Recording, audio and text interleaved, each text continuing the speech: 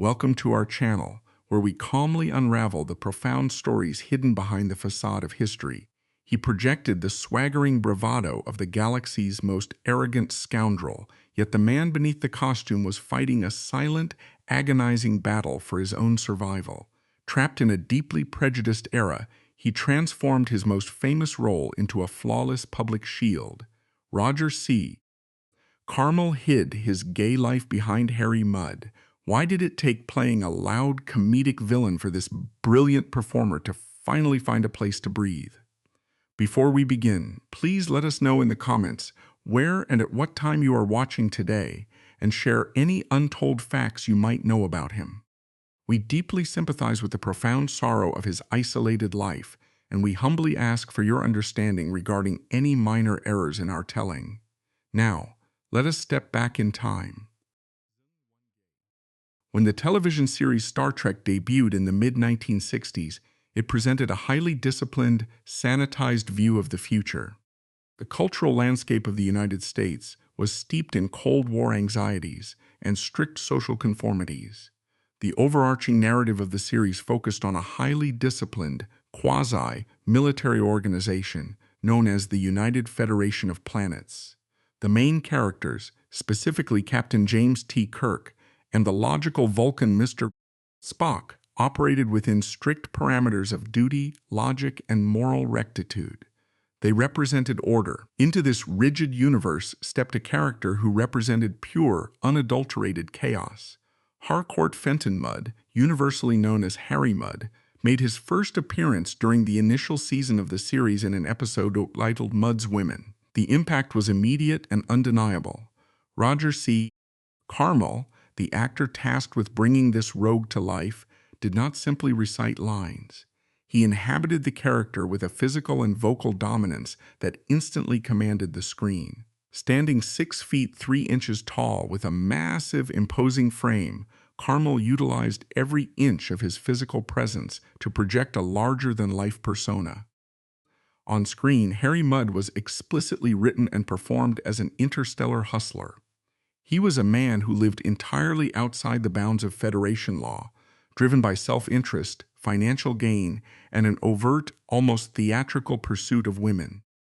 He wore a flamboyant, oversized faux fur coat, sported a prominently twirled mustache, and possessed a booming, infectious laugh that he deployed as both a weapon and a shield. He was an unapologetic swindler. Yet, despite his criminal inclinations and undeniable selfishness, Mudd was incredibly charismatic. Carmel infused the character with a sly intelligence and a restless energy that made it impossible for the audience to despise him. He was a scoundrel, but he was a highly entertaining scoundrel. The character was an immediate sensation. In the highly competitive and tightly controlled environment of 1960s television, guest stars rarely left a lasting imprint that rivaled the main cast. Carmel achieved this in a single broadcast. The character of Harry Mudd provided a necessary pressure valve for the narrative structure of the show. While the primary crew dealt with heavy diplomatic crises and existential threats, Mudd represented the messy, flawed, and deeply selfish side of human nature that the Federation had allegedly evolved past. He challenged the stern authority of the protagonists, not with weapons, but with mockery, evasion, and a relentless refusal to conform to their high-minded ideals. This impact was so significant that Harry Mudd became the only guest character in the original 3-year run of the series to be brought back for a second dedicated episode. His subsequent appearance in the second season solidified his status as an absolute fan favorite. He became a fixture in the cultural memory of the franchise, a symbol of roguish freedom and comedic rebellion. For decades to come, whenever the name Harry Mudd was mentioned, audiences immediately pictured the booming voice, the extravagant gestures, and the unabashed, hyper-masculine bravado that Roger C. Carmel projected so effortlessly. However, this spectacular on-screen reality was a carefully constructed facade. The boisterous persona of Harry Mudd was not just a performance. It was a calculated survival tactic. In a 1960s Hollywood that actively purged homosexual actors, Carmel weaponized his flamboyant character as a public shield, hiding his true identity behind the loudest man in the galaxy. Behind the charismatic, womanizing outlaw on the screen was a gay man living in one of the most oppressive eras in modern American history. The American Psychiatric Association officially classified homosexuality as a severe sociopathic personality disturbance. In Los Angeles, the police department under Chief William Parker routinely utilized entrapment to arrest gay men, immediately forwarding their names and home addresses to local newspapers to guarantee their public and professional ruin overnight. The sheer violence of this era was punctuated by events like the brutal police raid on the Black Cat Tavern in 1967. Vice squads actively monitored the parking lots of known gay establishments, deliberately recording license plates to cross-reference with major studio payrolls. A single anonymous tip from a rival could trigger a morality clause violation, instantly voiding a lucrative contract and wiping an actor from upcoming promotional materials. Surviving this ruthless environment required a constant state of hypervigilance, turning every mundane social interaction into a high-stakes intelligence operation. Performers lived in perpetual fear of a random traffic stop, escalating into a career-ending front-page scandal. In this environment, the entertainment industry rules were absolute and unforgiving. An actor's public image was considered a corporate asset, and that image had to align perfectly with traditional family values. If an actor was discovered to be homosexual, the consequences were swift and total. Contracts were immediately terminated. Careers were permanently derailed. The industry utilized a network of publicists, fixers, and compliant media outlets to ensure that stars maintained the illusion of heterosexual perfection, often orchestrating fake dates and arranged marriages to deflect suspicion. For a character actor like Carmel, who relied on a steady stream of guest appearances to maintain his livelihood, the threat of exposure was an omnipresent danger. Therefore, the creation of Harry Mudd offered Carmel a unique psychological and professional utility. By playing a character whose defining traits were an exaggerated, almost cartoonish lust for women and a boisterous, dominant masculinity, Carmel effectively neutralized any potential scrutiny regarding his private life. The sheer volume and intensity of Mudd's heterosexual pursuits on screen provided the perfect camouflage for a man who, in his quiet off-screen reality, was forced to hide his authentic relationships and his true identity. The burden of this double life cannot be overstated. Carmel was a man of substantial intellect and deep sensitivity, facts that will be explored in the subsequent analysis of his theatrical background. He was acutely aware of the dangerous dichotomy he was navigating. Every public appearance, every interview, every interaction on a television set required him to maintain a specific, socially acceptable persona. The effort required to constantly monitor his speech, his mannerisms, and his associations was a heavy, invisible tax levied on his daily existence. Harry Mudd, therefore, represents a fascinating intersection of television history and personal survival. The character remains beloved because of the undeniable talent and comedic timing of the actor portraying him. But viewing the character through the lens of historical reality reveals a much deeper, more complex narrative. On screen, Mudd's relentless pursuit of women and boisterous masculinity commanded attention. Off-screen, this exact hypermasculine persona served as Carmel's most effective armor against a ruthless industry waiting to destroy him. This profound contrast establishes the foundational tragedy and the remarkable resilience of Roger C. Carmel. He weaponized his formidable acting skills not just to entertain a global audience, but to protect himself from a society that demanded his erasure.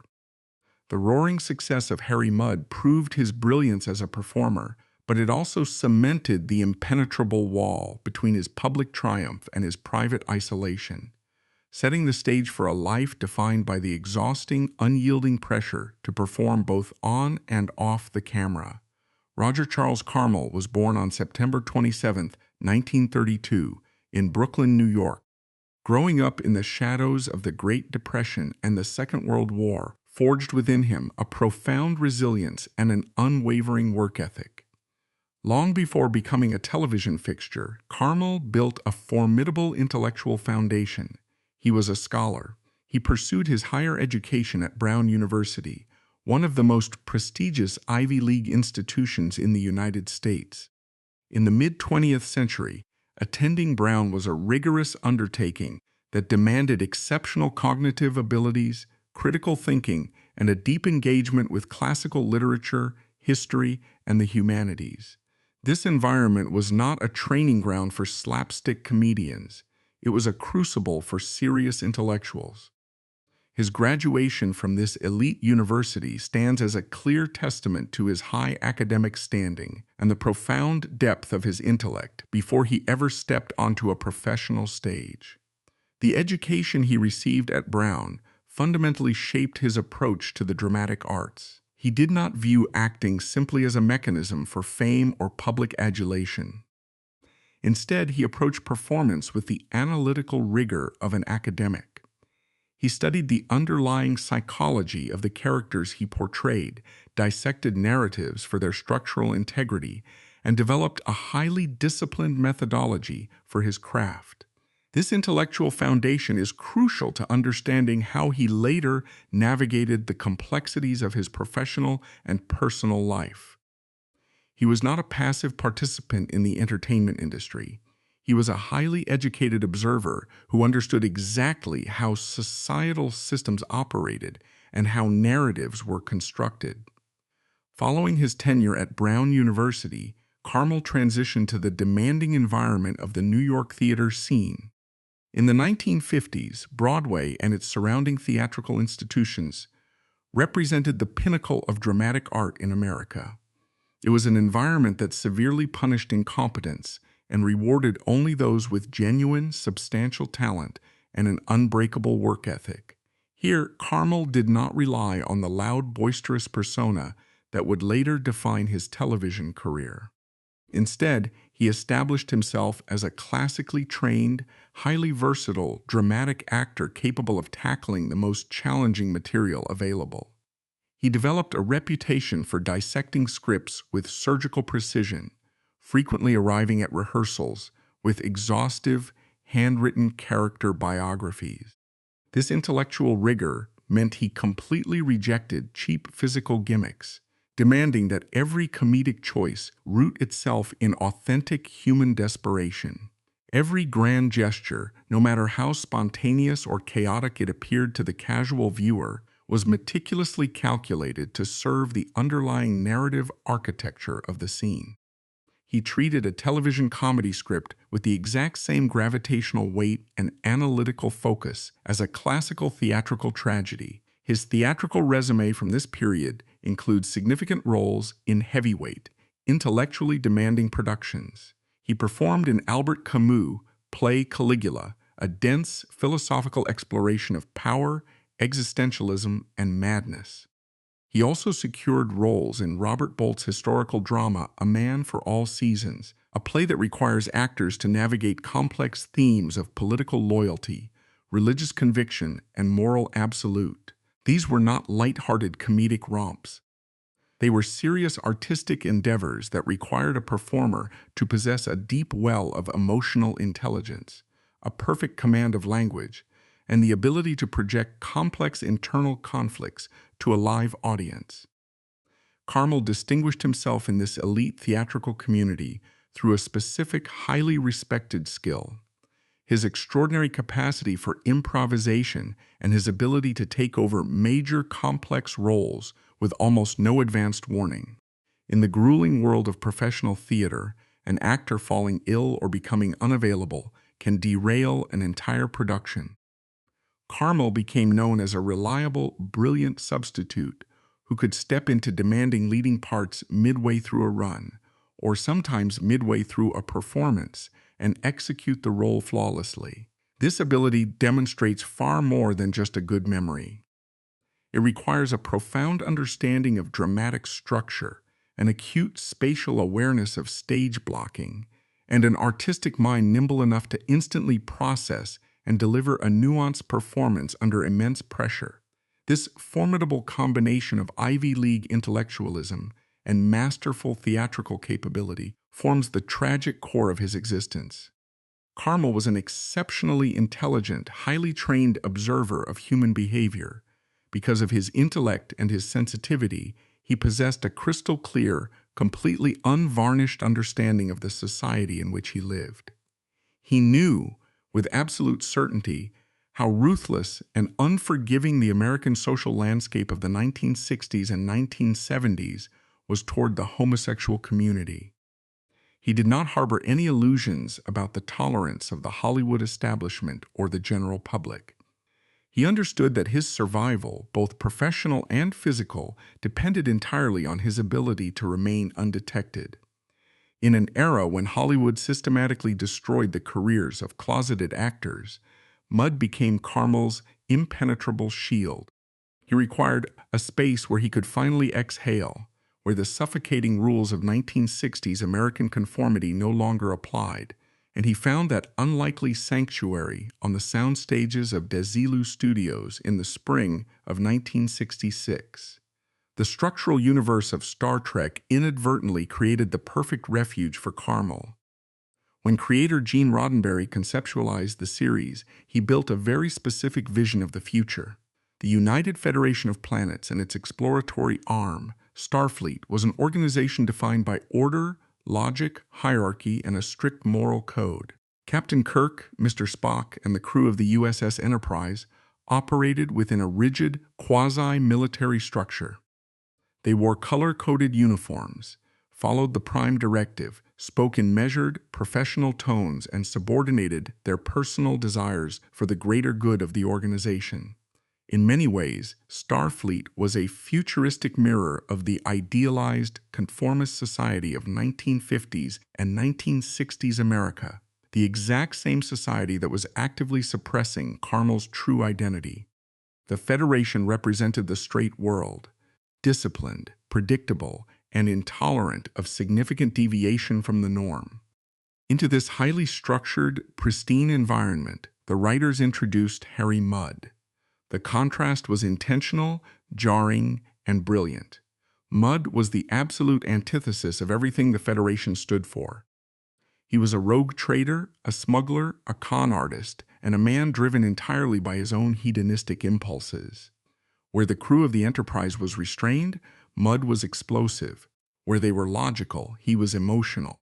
Where they wore tight, utilitarian tunics, Mudd arrived draped in a massive, flamboyant, faux fur coat adorned with a flamboyant earring, sporting a theatrically curled mustache, and moving with a chaotic, swaggering physicality. He deliberately altered his center of gravity, adopting a wide predatory stance that forced the camera operators to continuously reframe the shot around his movements.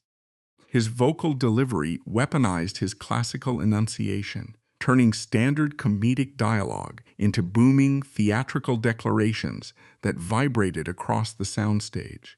By completely overwhelming the sensory environment of the set, he ensured nobody would look closely enough to see the vulnerable reality of the man hiding beneath the bravado.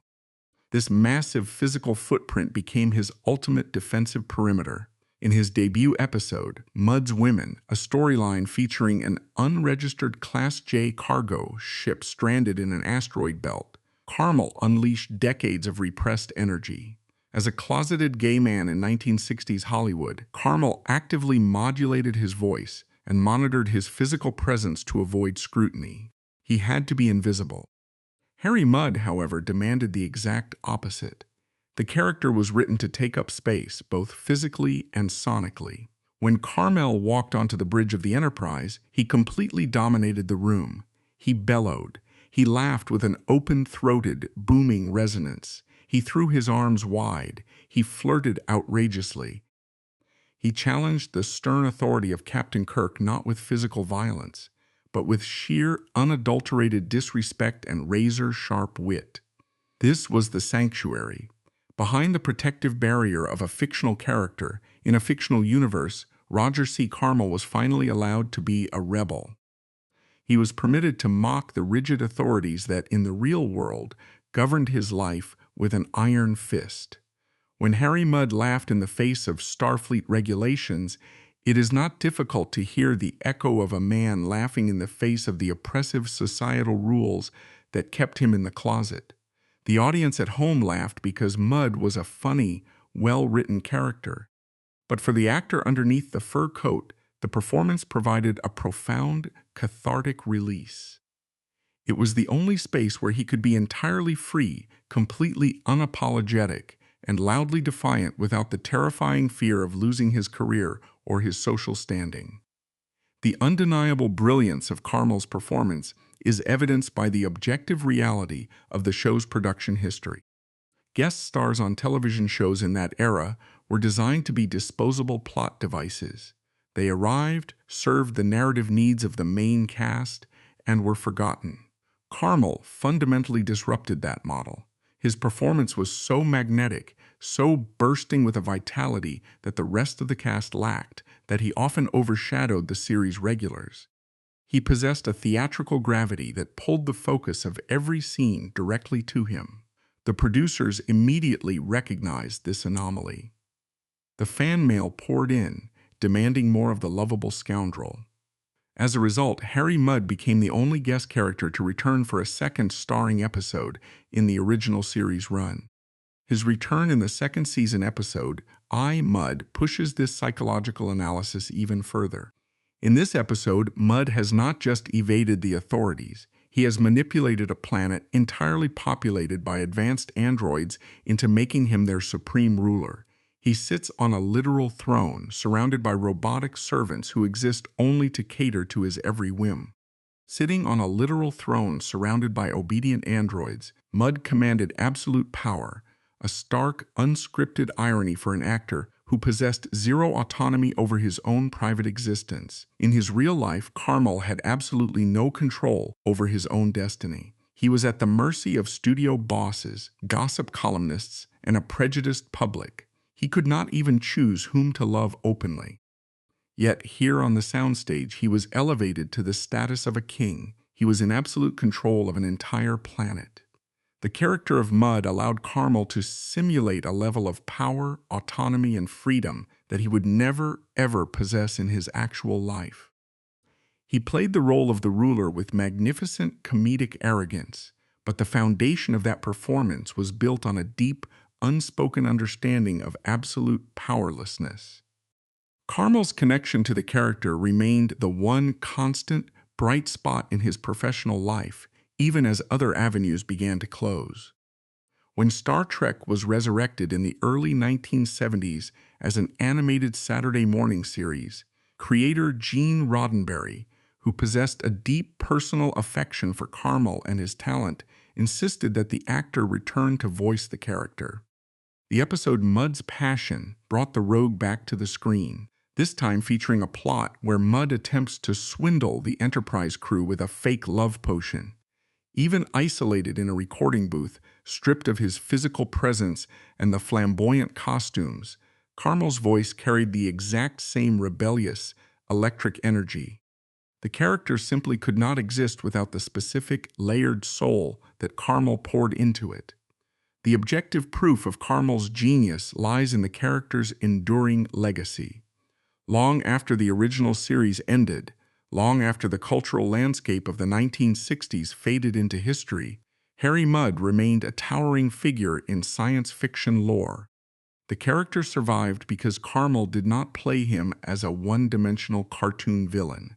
He played him as a deeply human survivor, a man using charm and wit to navigate a universe that wanted to lock him up.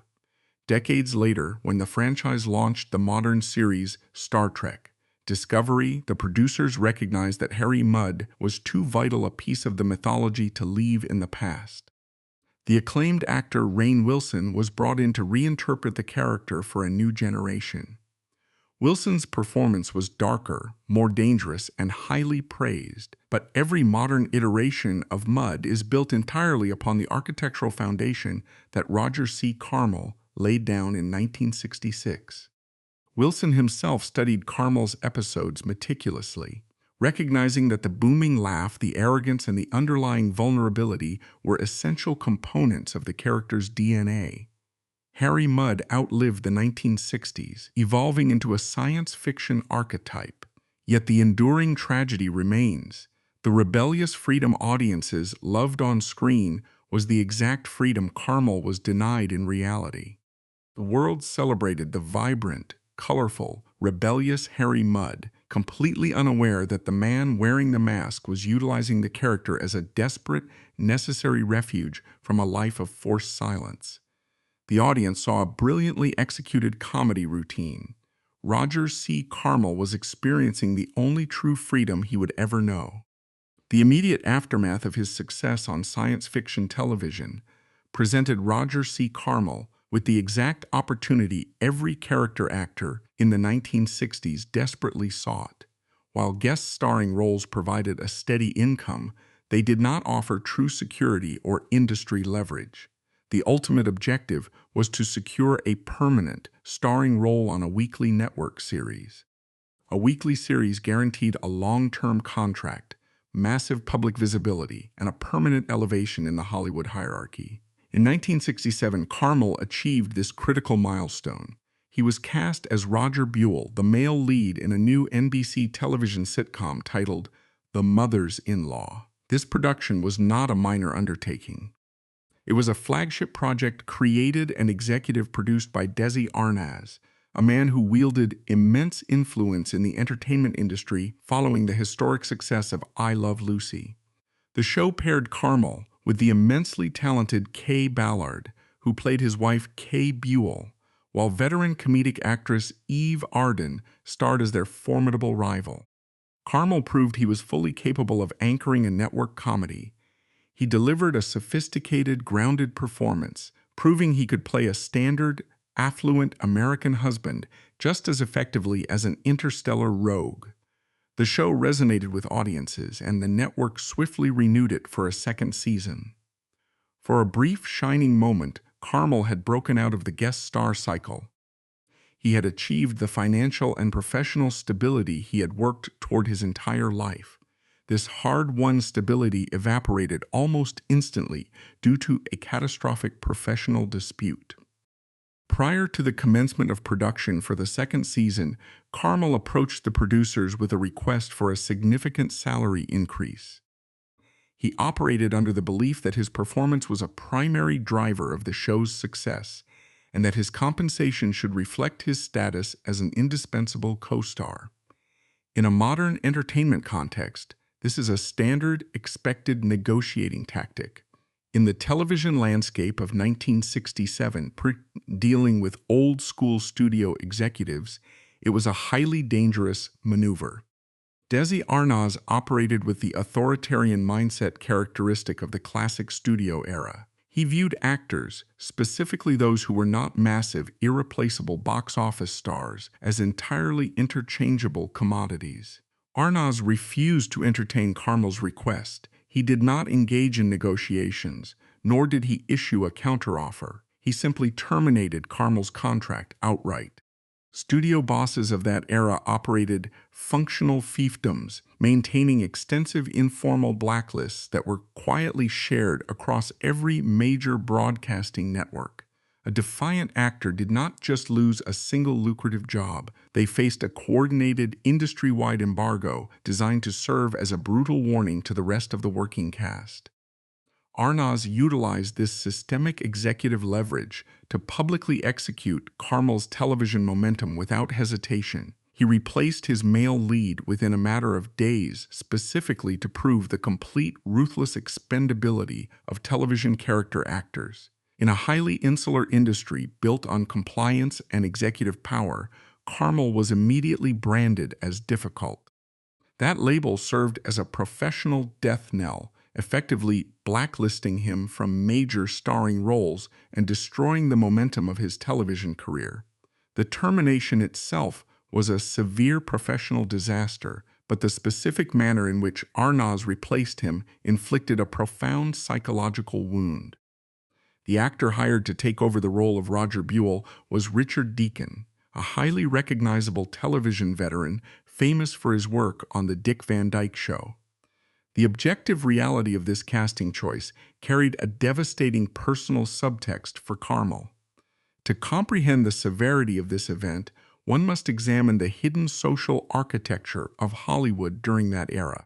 Because homosexual actors were strictly barred from living openly, they formed tightly knit, intensely private social networks for mutual support, safety, and survival.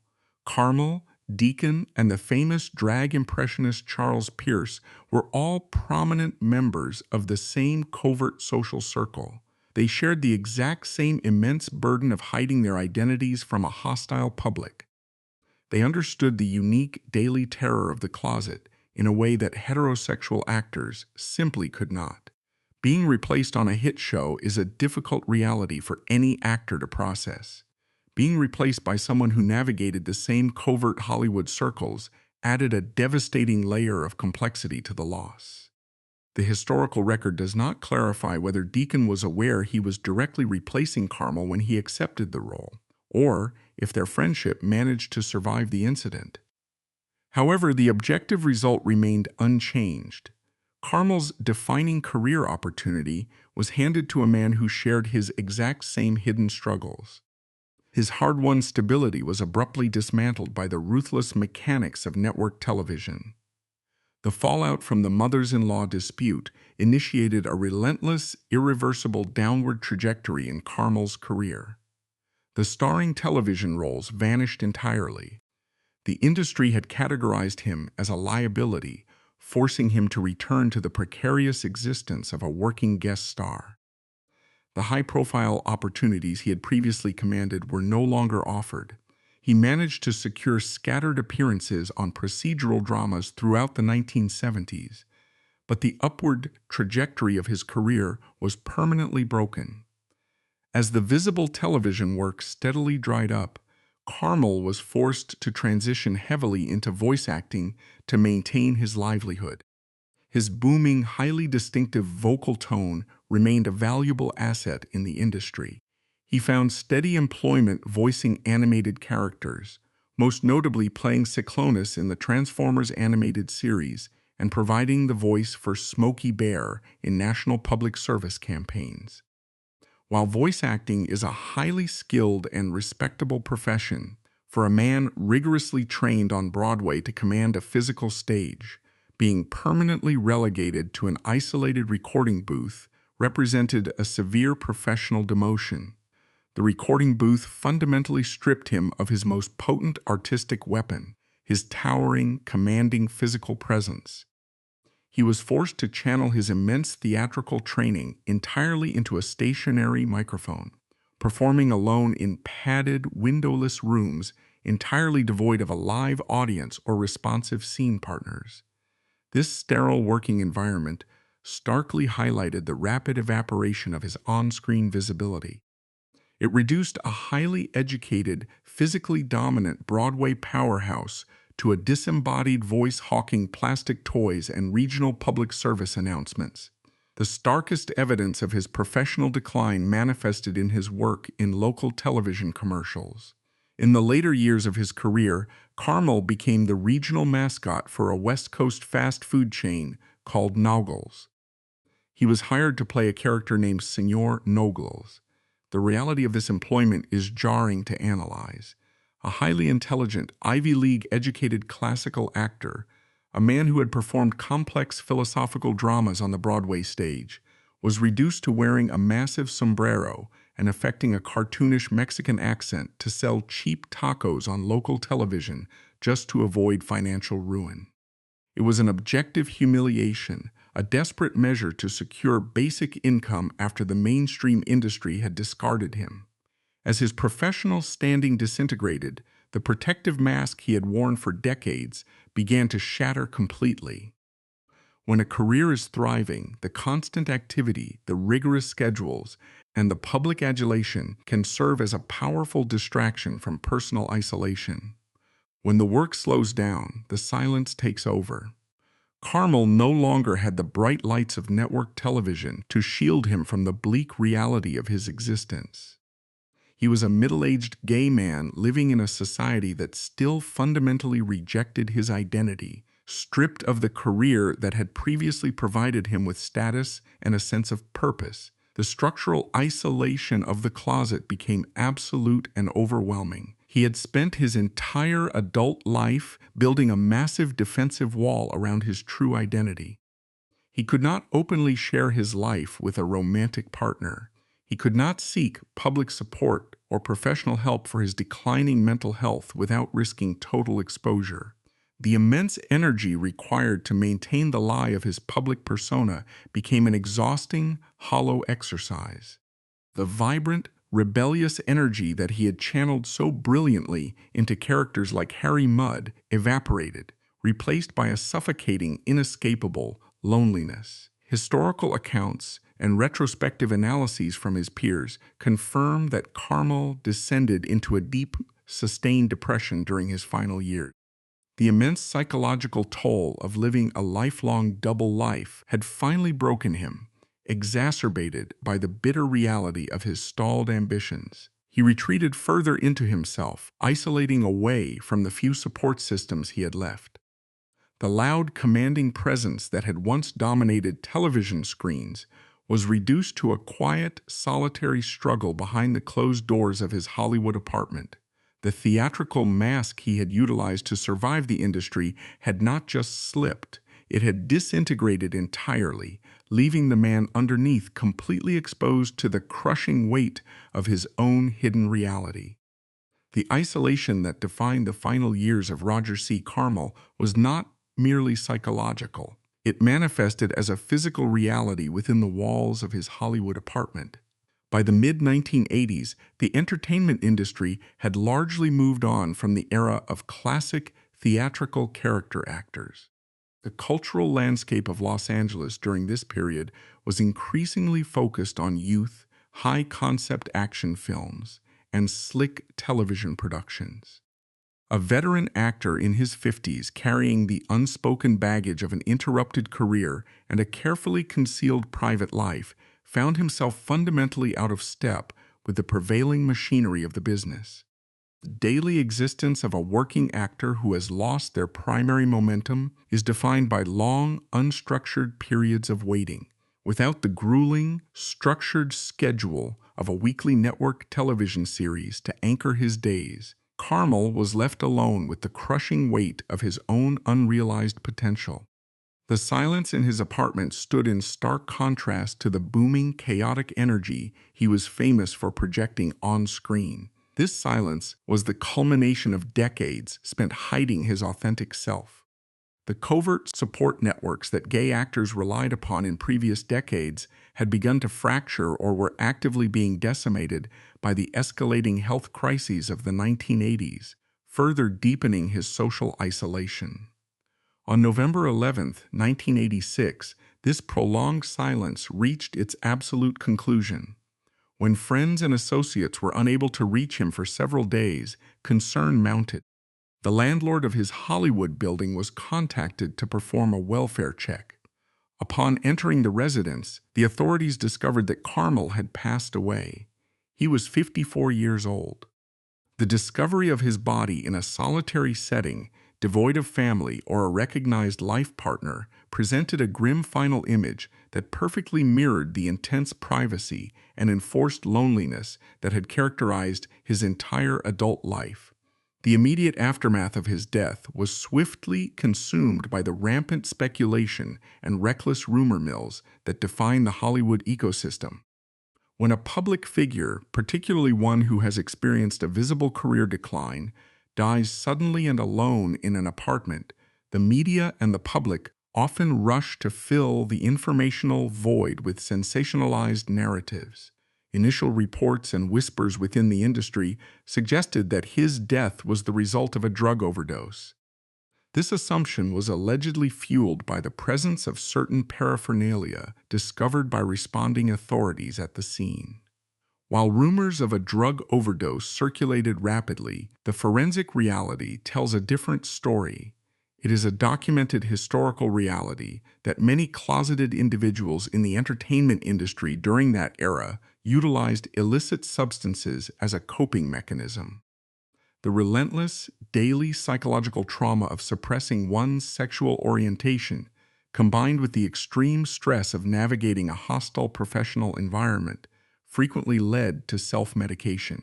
If Carmel did struggle with substance abuse, it must be contextualized not as a moral failing, but as a direct, tragic byproduct of the suffocating societal parameters he was forced to endure. However, the legal, medical, and factual reality of his death firmly contradicts the sensationalized rumors. The official autopsy conducted by the county medical examiner provided a definitive anatomical conclusion. The official cause of death was recorded as hypertrophic cardiomyopathy, fatally combined with hypertensive cardiovascular disease. The physical toll of his lifestyle and the underlying genetic condition culminated in a fatal cardiac event, abruptly ending his life before a potential career resurgence. Hypertrophic cardiomyopathy is notorious in the medical community for causing sudden cardiac arrest, often without any prior warning signs or prolonged symptoms. The physiological reality is stark. The mechanical structure of his heart simply failed. The official death certificate permanently codified this medical fact, closing the legal inquiry into his passing.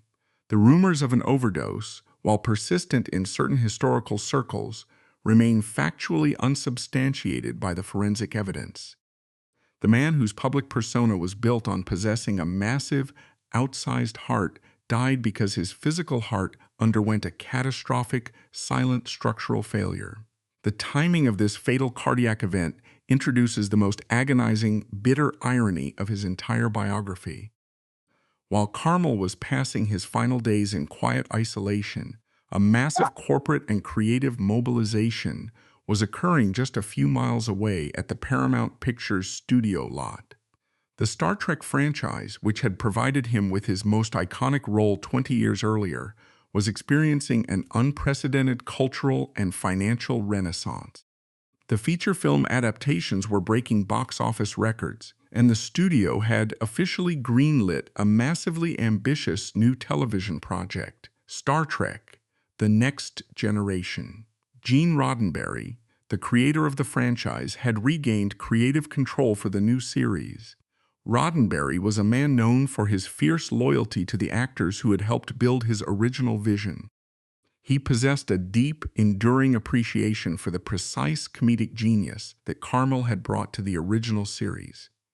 As the writer's room for the new series began outlining the first season, Roddenberry initiated a specific, highly anticipated creative plan. He wanted to resurrect Harry Mudd. The concept was brilliant in its simplicity. The new series was set nearly a century after the original, but the writers were actively developing narrative mechanics to bring a much older, but still incredibly resilient and mischievous Harry Mudd into the 24th century to cross paths with the new crew of the Enterprise. This was not a vague concept. It was an active pre-production strategy. At 54 years old, Carmel stood on the precipice of a monumental career revival, returning to the most famous role of his career on a heavily promoted network television show would have instantly reversed his professional decline and introduced his talent to a new, global generation of fans. More importantly, it would have allowed him to reclaim the character that served as his psychological sanctuary. He would have been granted the opportunity to put the flamboyant coat back on and dominate the screen with the rebellious energy he was forced to suppress in reality. This triumphant third act was completely assembled. But the genetic flaw within his heart triggered before the opportunity could be fully realized. He died unaware that the industry was actively preparing to welcome him back with a highly anticipated return. The tragic timing of his passing leaves a permanent void in the history of television, but evaluating the life of Roger C. Carmel strictly through the lens of missed opportunities and societal oppression offers an incomplete and ultimately unfair assessment. To conclude his narrative by defining him solely as a victim of a cruel, prejudiced era is to strip him of his agency and to ignore the profound artistic triumph he managed to achieve despite insurmountable odds. When we examine the legacy of actors from the Lavender Scare generation, there is a modern tendency to view their concealed lives with a mixture of pity and historical condescension. Contemporary audiences living in a relatively more progressive era often struggle to comprehend the absolute necessity of the closet in the 1960s.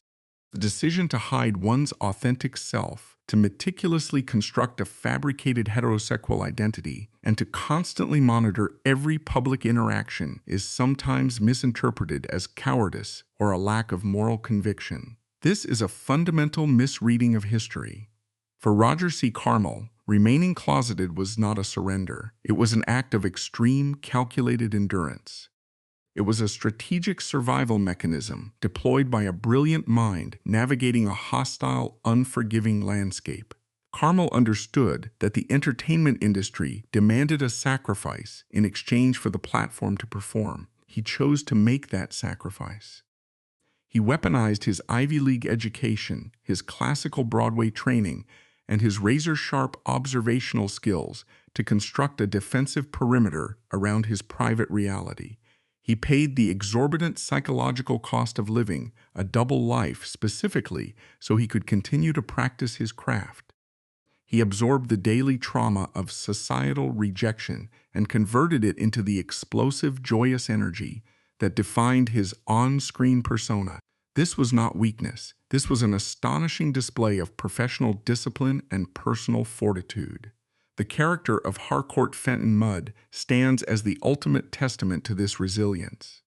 The flamboyant scoundrel of the Star Trek universe was far more than a comedic foil. He was the architectural masterpiece of a man who needed a place to breathe.